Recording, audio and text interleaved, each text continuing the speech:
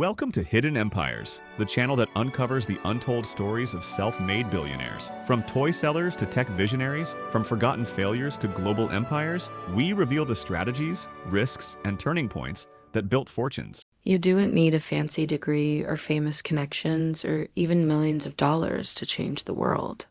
All you need is a good idea and the guts to follow through. And this story is proof. It's about a man named Li Shufu who dared to dream big despite being just a nobody. He turned that nobody into somebody, and then that somebody into everybody. In other words, he went from zero to hero in more ways than one. But before we get into it, give us a thumbs up and let's get back to the story. 0. Li Shufu was born into a poor farming family in the rural Zhejiang province of China. His father was a farmer and his mother was a primary school teacher.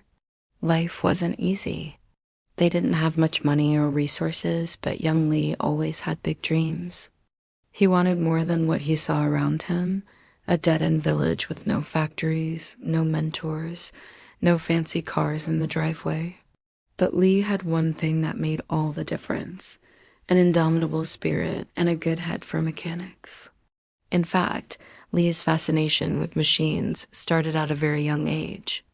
He would spend hours tinkering with clocks and radios, taking them apart and putting them back together again. He was also a very curious kid. He would ask lots of questions about how things worked, and he never stopped wondering. When Li was 16, he decided to drop out of high school to start working. His first job was delivering beer and cigarettes, but soon he saved enough money to buy a camera. That was his first big entrepreneurial move. He would take pictures of tourists visiting the city and sell the prints for a small profit. It wasn't much, but it was enough to keep him going. By the time the late 1990s rolled around, China's economy was booming. Car ownership was growing fast, but the industry was still dominated by state-backed giants and foreign joint ventures. Starting a car company from scratch was unheard of. Everyone told him he was crazy. Bankers wouldn't lend him money and industry experts would laugh in his face.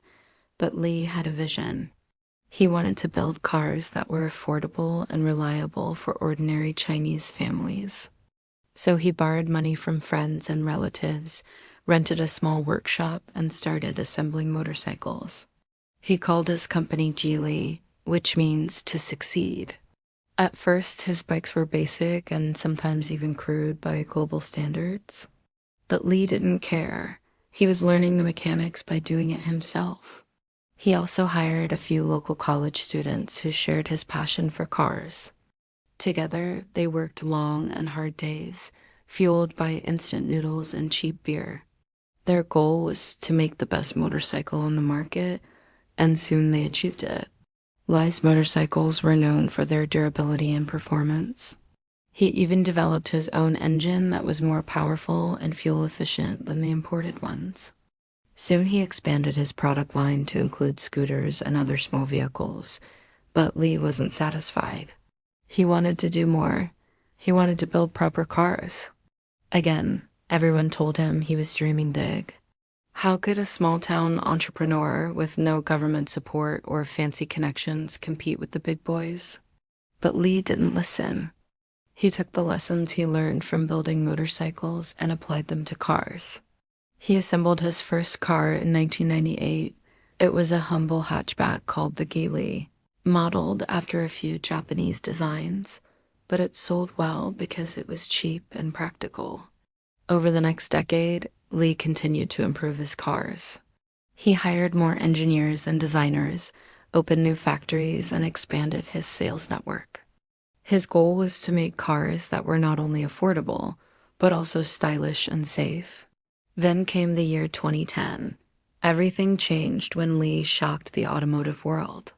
He bought Volvo from Ford Motor Company for $1.8 billion. It was the deal of the century. How could a rural Chinese entrepreneur buy a storied European brand with a rich history and loyal customers? Well, he did it. Li had proved himself beyond any doubt. He was no longer a small-town nobody. He was a global industry leader. Since then, Li has kept pushing the boundaries. He has bought stakes in Daimler, the parent company of Mercedes-Benz. He has launched new brands like Lynk & Co. He has expanded into ride-hailing services like Uber. He has invested in autonomous driving technology. And he has done all of this while staying true to his values. He has never compromised on quality or safety. He has never forgotten the lessons he learned in that dusty garage. Today, Li Shufu is worth over $30 billion. He is one of the richest men in China and one of the most successful entrepreneurs in the world. He has built a business empire that spans multiple continents and industries. He has created thousands of jobs and empowered countless families. He has made China proud and inspired millions. So what can we learn from Li? Don't wait for perfect conditions to start your dream. Start with what you have where you are. The world's biggest moves often come from the people least expected to make them. And when the time comes to go big, go so big the world has no choice but to take you seriously. That's all from today's episode. Subscribe now and never miss an upload. Until next time. We hope that you enjoyed this episode. Please subscribe, like, and comment so others might find and enjoy these videos. Go to description below for more resources and information. Thanks for your time.